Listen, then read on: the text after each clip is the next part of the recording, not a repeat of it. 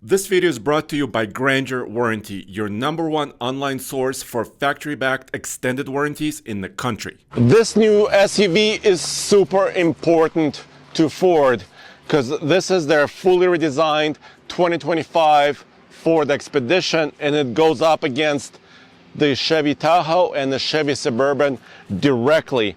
And those GM SUVs are the best sellers currently. So what has Ford done to actually take the fight back to Chevrolet and General Motors? There's another thing happening here that I wanted to show you and discuss, is that brand new SUVs, truck-based 3-row SUVs like this, are getting more and more expensive. So I specifically picked out one of the more affordable ones. This is where it all starts for this generation of the Ford Expedition. This is the new Activ trim. So before, you may have seen XLT versions or maybe even XL versions of the Expedition. So when they switched over to this generation, they actually changed some of the names and some of the trim levels that I'll be able to show you. This is also a long wheelbase version. Ford calls it the Max. Basically, this goes up against the Suburban pretty much directly. And what it gives you is a slightly stretched wheelbase, slightly bigger rear door that opens really wide to offer you access to the second and the third row. And it also extends this portion, kind of the cargo area of the Expedition, by about a foot to allow you more cargo volume and cargo space. So let's dig in, and I'll be able to show you a couple of Easter eggs. I'll tell you all the specs. We have fuel efficiency numbers, we have pricing, we have everything here all packaged into one. And like I was saying, it is a truck-based SUV. That means it shares a lot of its chassis with the F-150. Let me pop the hood and kind of start right there. Of course, it does not share the rear section with the F-150 because it's an independent rear suspension, which is supposed to be a little bit more comfortable than the truck and also offer more space. But there's actually two powertrain versions now, as it was before in the Expedition. This is the standard 3.5-liter twin-turbo V6, the EcoBoost engine, with 400 horsepower and 480 pound-feet of torque.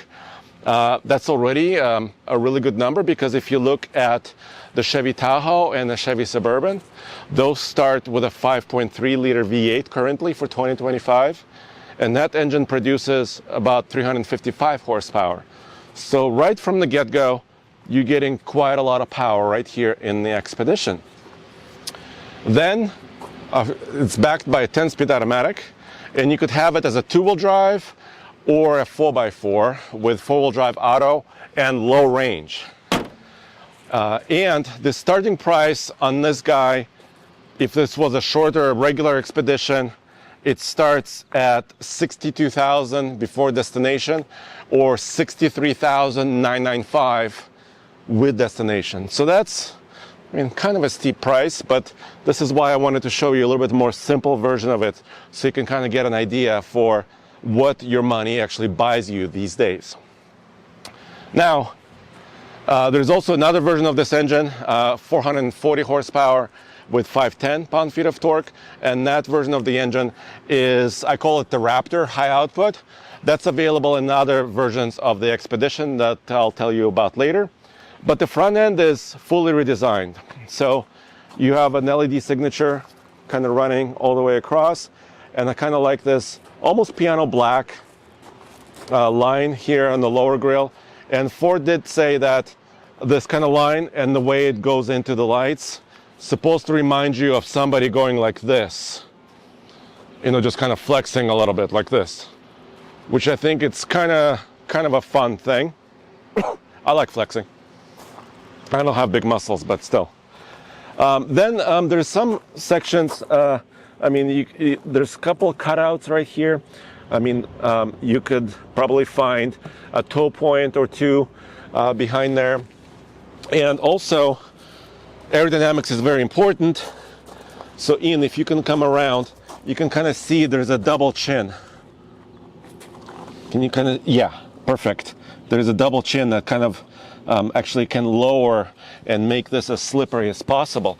And when you get a two-wheel drive version of the new Expedition, the highway MPG number, according to the EPA and Ford, is 24 MPG. And then for four-wheel drive, it's 22 MPG.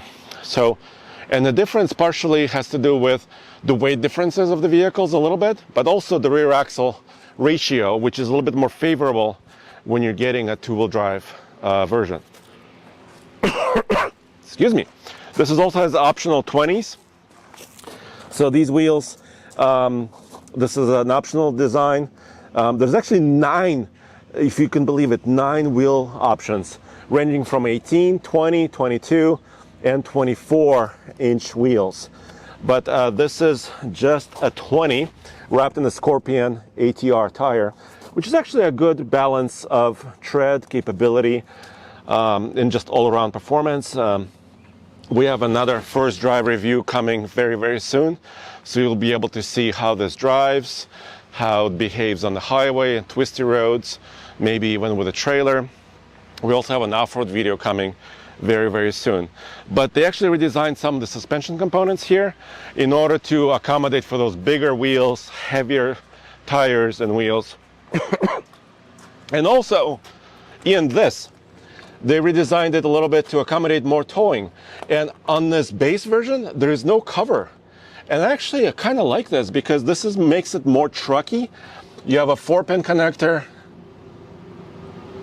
for smaller trailers. You have a 7-pin connector for larger trailers. You have a towing package here and really easily accessible hitch here, a 2-inch receiver, and no covers to mess with. If you buy more fancy versions of the Expedition, then there's a little plastic body color or sometimes different color cover that you will have to take off first to access the hitch. But I think this makes this Expedition a lot more usable, a lot more trucky, and now more towing, up to 9,600 pounds of towing versus 9,300 where it was before. And this is one area, hands down, where the Expedition just takes over where Chevy Tahoe and Suburban are, because those can tow about between 8,200 to 8,400 depending on certain versions. This can do quite a bit more, but you have to be careful. If you're choosing a two-wheel drive version of the Expedition,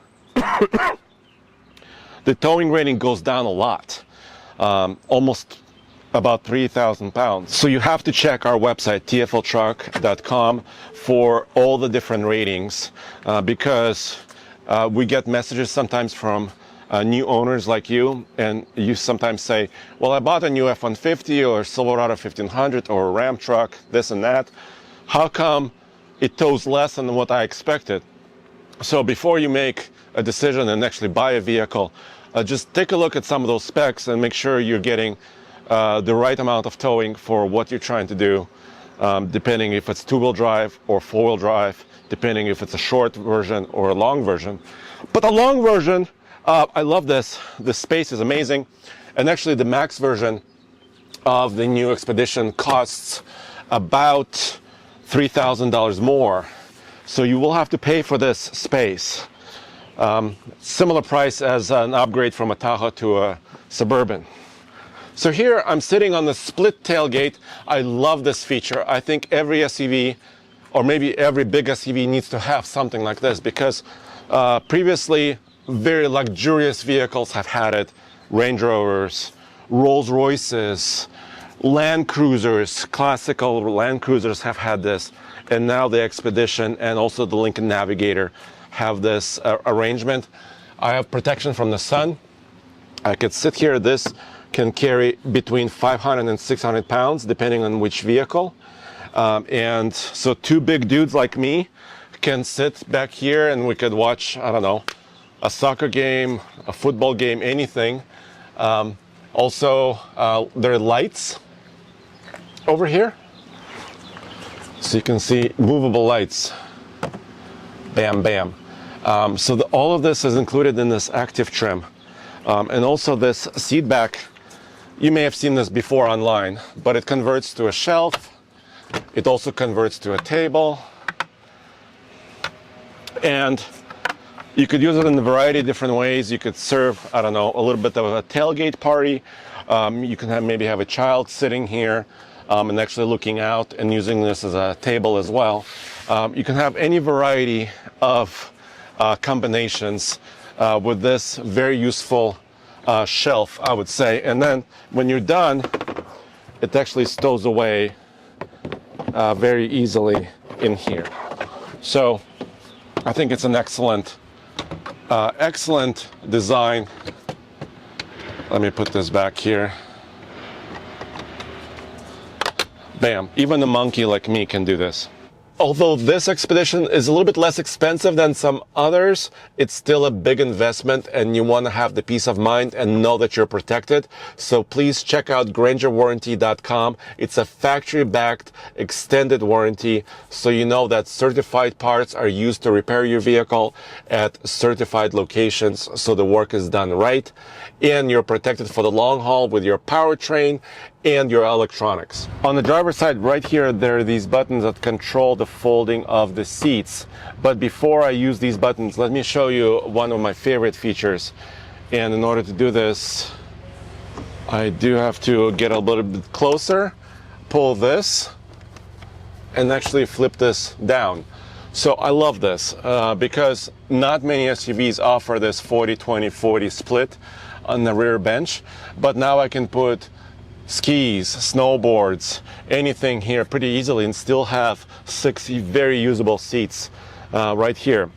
But then I can use these buttons, left, third left. I can just click it once and hopefully everything folds all nicely. Nice. And then right. So now you can get a just an idea of how big this is. This is my backpack with my gear. This is a tremendous amount of space. I'm actually gonna raise this back up because I also want to show you how I fit in all 3 rows of seats. But before I do that, let's jump in the front. I want to show you all the technology that's in this vehicle. Yep, the interior is fully redesigned. So yes, and there's air conditioning in here. I can be really comfy. Yeah, so you can see this gigantic area here on the front dash. Ford designers say that for the new Ford Explorer and also now in the Expedition line, they were kind of inspired by a living room. So your home. When you're sitting in your living room, you have this sound bar that stretches all the way across. Maybe you have your large screen right here or in here, and you could watch your information and also movies. This is basically a 13.2-inch display, touchscreen. That's a 24-inch diagonal display. If you're keeping track, the Lincoln Navigator, which is basically a brother to this vehicle, has a 48-inch display. So this is kind of half that display. Here I have all my vital information. So I have my fuel, my speedometer. Let me actually quiet down this air conditioning system just a little bit. Then I have this brand new steering wheel, which is now almost a squircle. They said they lowered the top of the steering wheel so I can see the screen. And the whole idea is to, for safety, to keep the eye of the driver a little bit higher. And I like that. I appreciate that. The screen does not actually affect my view in any way because the hood is a little bit above it. But I can get all my vitals here, and I can use this multi-select touchpads here in the steering wheel. For example, I can select this area and I can control the steering wheel position. So they're kind of multifunctional. And actually many manufacturers are now doing multifunctional switches on their steering wheel, and it's just up to you. Some people really dislike it, some people love it. I got used to it very, very quickly, so I'm okay with it. Over here, there's cruise control and Blue Cruise control. You can hit this symbol, and if you are on a pre-mapped highway, it will actually offer Blue Cruise 1.4, which is the latest version of their Blue Cruise hands-free driving system, which is supposed to be a little bit more stable, offer a little bit more time driving hands-free, but it's not a self-driving vehicle. So you have to pay attention. Actually, if I can grab your camera pretty quickly here, I wanted to show you on this four-wheel drive version of the Expedition, the four-wheel drive switch is by my left knee. There's four-wheel drive auto, 4 low, 4 high, drive modes. Also controls for my tailgate right here and my parking brake. So it's a little bit hidden, but I think you're not going to be using these switches too often unless you're switching between modes. So you just have to remember this switch right here on your Expedition is drive modes, efficiency, towing, off-road. Let me show you. Here you go. It should be actually in this corner. So there's tow haul mode, eco, sport, slippery, and off-road modes. So for regular driving, I've been in eco, and you can just choose whatever kind of suits you. Then another design element is here. It says Expedition. I think this is tastefully done. If this was a fancier version, there would be also a ambient light that would be running down below throughout the doors. This one doesn't. So that's how you're bringing that price down from, I don't know, for a King Ranch Expedition, it can go up to about 88,000, maybe 90,000. That's how you're bringing that price down. But you still have all these features, which I can appreciate. You also have connectivity. You can connect up to 10 devices to the Wi-Fi. You have apps. YouTube is my favorite app because this is how I make my living. By you guys watching and also just, just watching and supporting us. I don't have super great reception here. Unfortunately, we're in the middle of Kentucky, kind of backcountry. Look at that. There's a castle over there. That's Castle and Key Distillery. And this is a Ford event, first drive event that Ford has set up. So I don't have a ton of reception here, but the whole point of this is that you have Alexa, you have wireless Apple CarPlay, Android Automotive, Google Assistant. Hopefully you can even give voice commands. Hey Google, tell me a joke. How did the barber win the race? He knew a shortcut. Oh, wow. So, of course, Google Maps, Google Assistant, you can integrate it with your systems at home as well. There are also games, so you can upload and play games. You can connect your game controllers to the system. You can actually move videos like the YouTube video so it plays on a bigger screen up above if you're waiting for something and just need to kill some time. So the technology in this vehicle is actually right up there. Now, one item I don't like is the headlamp control is now this digital control. There's no hard buttons for this. I still have my wipers and my bright lights here, so I can control my brights if I want to flash my brights using this switch, and I can control my wipers using this. But for main lights, I have to use this digital button here and also select my lights here and here. There's also zone lighting. So if I'm camping, I can actually light up the area around me. Although this does not have the roof rail lights, which other Expeditions would have. I'll show you outside. This does have this panoramic sunroof though, which is for a base vehicle, is actually quite interesting. I mean, there's a lot going on here. Of course, the sunroof controls are here. So you can open the panoramic sunroof. It opens halfway, and then I can open it all the way, and I want to close it just so we don't get a lot of glare for this video. This says slide. So there's a couple of things going on here. First of all, you can open this up. It's pretty deep, actually. Nice. There's USB-Cs. There's 12-volt outlets throughout. Then you can also have, I'll show this to you in a second. There's a cubby here with a trailer, Pro Trailer Backup Assist feature, and your trailer brake controller is actually down here by your right knee. So let me see if we can, yeah, right here. By your right knee, there is a trailer brake controller.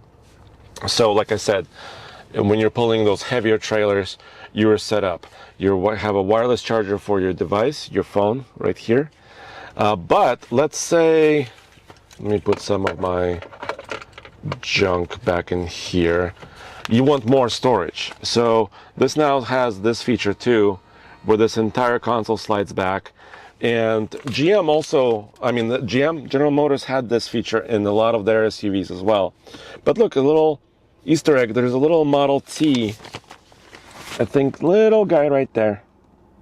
And this is removable, so in case you've spilled something in here, you can actually pull this up, remove it. And this is big enough for maybe a small purse, maybe some other valuables, a wallet, a device that could actually hide, and it's fully kind of out of sight, out of mind.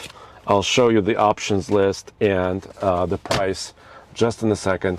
I also find this really super cool. For the people behind, there is like device holders, so you can put your phone quite nicely, or your tablet. Sorry, there's water here.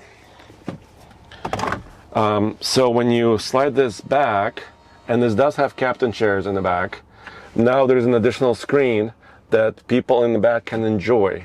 So let's go in there and actually see how we fit, or I fit.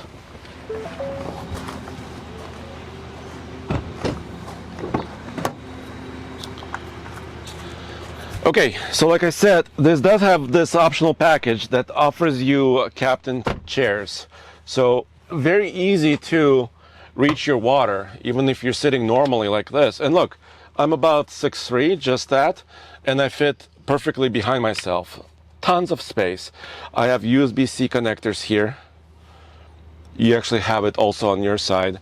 Double pockets, so there's a little bit of a shallower pocket where you could put a device like this, or a bigger pocket that kind of falls down, kind of a normal pocket. You have your own climate control system.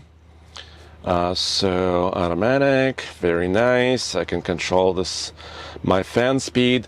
I have my vents right here up above me. I have a hook. I have a special just light for me. So my amenities are great.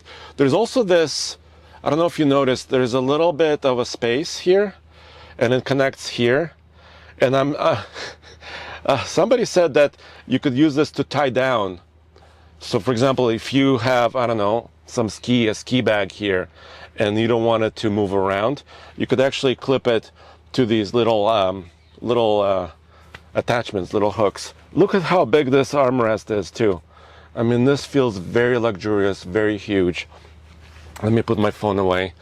What you're not getting, some versions can have device holders built into the headrest. You're not getting it in this version of it. So that's another way that you're saving a little bit of money, but you still have the device holder here, which I really love. Now, imagine you can also have a car seat here, a child seat, but let's say you want to get to the third row. So the kid comes out, the forward-facing child seat could be here. Then you move this up, this moves, and look amount of space. Even a fat dude like me,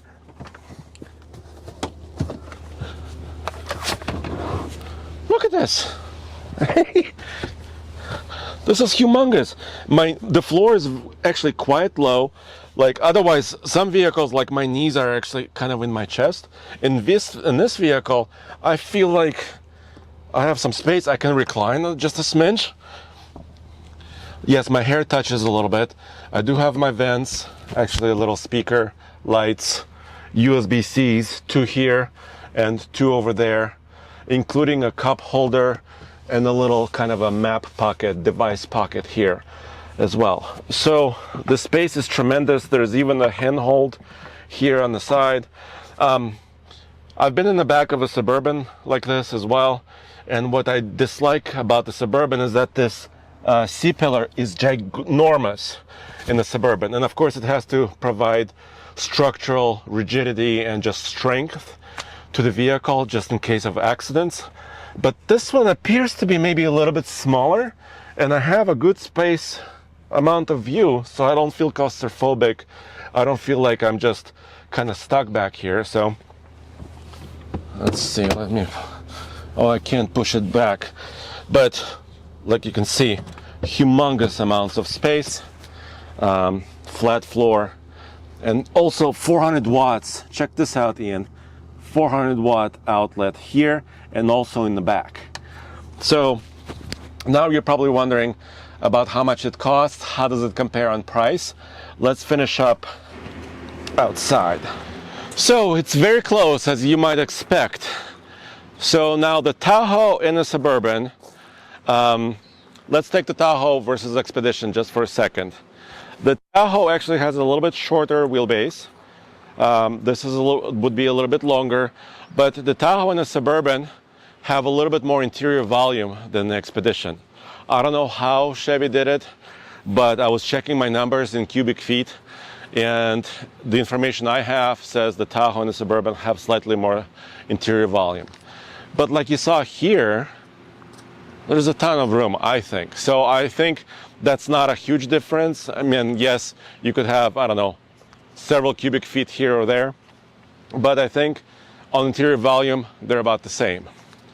Now, power and efficiency, I think this has a little bit of an upper hand because you start out with 400 horsepower right off the bat. But the Tahoe and Suburban offer a diesel. So those guys have a little bit of an efficiency advantage versus this Expedition. My buddy Jeremiah just recently purchased a GMC Yukon with a Duramax 3-liter, and he recently got about 32 mpg, according to him, on a highway with his diesel engine, which is really incredible for that type of vehicle. And the Tahoe and the Suburban price starts a bit lower than the Expedition, but the Expedition can tow more. And this is how much this particular one costs. Like I was telling you, this is my efficiency: 22 highway, 15 city, 18 combined, and with group 202A. So this group has several features in it, including these 20-inch wheels, several other driver assistance technologies. Stone blue metallic actually costs about $495. That's the color you see here, and it looks very, very dark to me. Not my favorite color. I wish there would be more bright colors in this world, but apparently I am wrong. This price is $74,405. So yeah, so this is not a super inexpensive price, $74,405. Excuse me.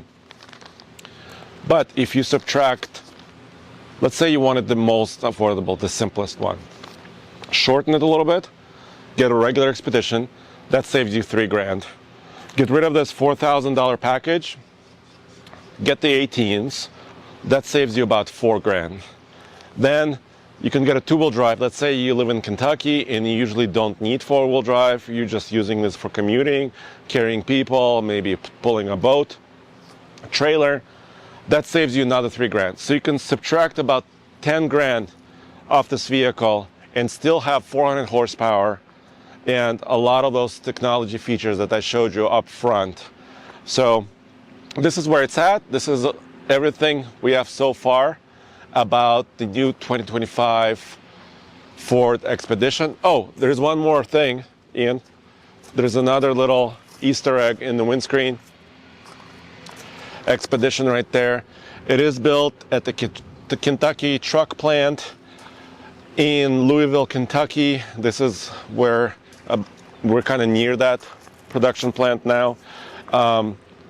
Almost 30 years of the Expedition. So it's a very key vehicle for Ford and also a very recognizable vehicle for all of us here in the United States.